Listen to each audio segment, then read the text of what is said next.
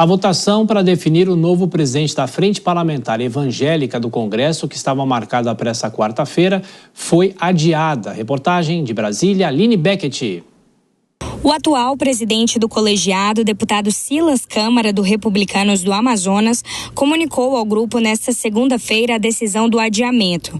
Segundo o deputado, essa ação atende os pedidos de impugnação que foram apresentados pelos candidatos à sucessão: Gilberto Nascimento, do PSD de São Paulo, e Grace Elias, do Avante de Minas Gerais. O deputado Silas Câmara falou sobre o assunto. Nós suspendemos a votação, que seria no dia 11, em função até da solicitação de 2 dos inscritos através de uma carta de impugnação, até porque o estatuto diz que o mandato vai até fevereiro do ano que vem, e obviamente que esse gesto de tentar fazer essa eleição ainda esse ano foi um desprendimento da minha parte e da nossa diretoria atual para que o próximo presidente pudesse dialogar com o futuro presidente da casa as pautas, as estratégias e as agendas e os encaminhamentos para os próximos 2 anos. Infelizmente, os candidatos inscritos não pensam assim, e nós ficamos até felizes, porque afinal de contas, ao fazerem isso, o nosso mandato se concluirá em fevereiro e nós continuaremos trabalhando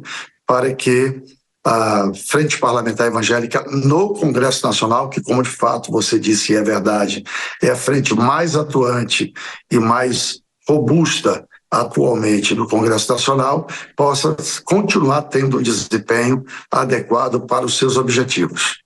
Segundo a deputada Grace Elias, o pedido de impugnação foi feito por considerar que o pleito não está respeitando o estatuto do colegiado. A impugnação da eleição foi no tocante a vícios formais, o estatuto não foi cumprido, então a gente entende que foi uma decisão sábia do Silas Câmara, o presidente da frente, de realmente fazer com que essa eleição aconteça apenas em fevereiro, para que a gente possa dar mais transparência, publicidade nessa divulgação e para que o estatuto seja garantido. A frente elege um novo presidente a cada 2 anos, geralmente na primeira semana de fevereiro.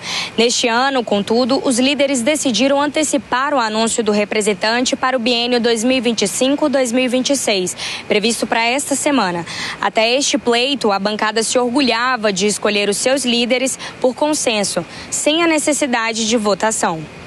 O pedido de impugnação é visto por outros parlamentares como uma estratégia dos 2 candidatos de ganhar tempo para conquistar mais votos e derrotar o candidato ligado à base do governo, Ottoni de Paula, do MDB do Rio de Janeiro.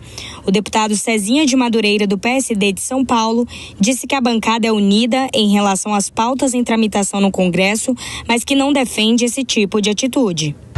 Sempre há um consenso entre a bancada evangélica no Congresso Nacional, até porque nós somos mais de 200 inscritos e ali um pouco mais de 80 deputados que são representantes legal direto de instituições e outros que dá um número de em torno de 130. O que não pode é acontecer o que aconteceu agora. Alguns deputados com medo de perder esse espaço, entrar com impugnação e por aí vai. Nós somos um povo unidos e vamos continuar unidos no Congresso Nacional. Agora, a votação do novo presidente deve ficar para o início do ano que vem. De Brasília, Aline Beckett.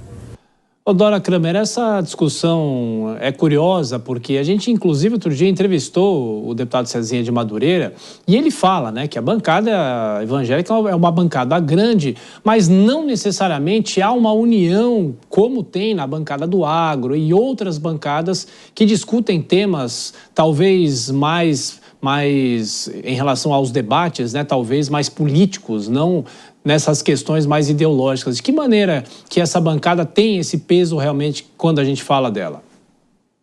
Olha, ela está completamente dividida. E a questão de fundo é esta, é uma disputa porque entre lulistas e bolsonaristas, é a velha questão. Porque o deputado Ottoni de Paula, quando ele se aproxima agora, neste ano, se aproximou do governo Lula, ele começa a ser contestado. Essa bancada sempre foi razoavelmente unida e essa questão é a questão de fundo. É isso que está pegando, porque ele argumenta que outro dia ele deu uma declaração, como é que o bolsonarismo pode acabar com a bancada evangélica, enfim, e ele tem uma argumentação aí de que deve não haver uma politização, mas ele também acaba politizando a questão quando ele se aproxima do governo Lula. Então, este é o impasse, essa é a disputa, e a disputa que se dá no país é a disputa que se dá no Congresso o tempo todo, e ela atingiu em cheio a bancada evangélica. Pois é, Kobayashi, não tem como não politizar?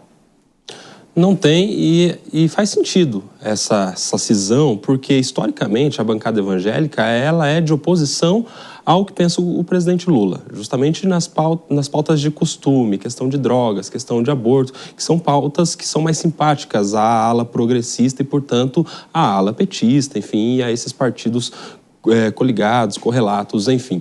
Então, nesse momento em que o Otani de Paula tinha ali um certo acesso, estava na fila para ser presidente da bancada, e ele dá uma guinada para a base governista, ele perde representatividade, e os outros líderes da bancada evangélica entendem que não faz mais sentido ele ser representante de uma bancada que, na grande maioria, pensa diferente da base governista. Então faz bem esse adiamento, vai dar tempo de todo mundo conversar, de todo mundo dialogar com as suas bases, enfim.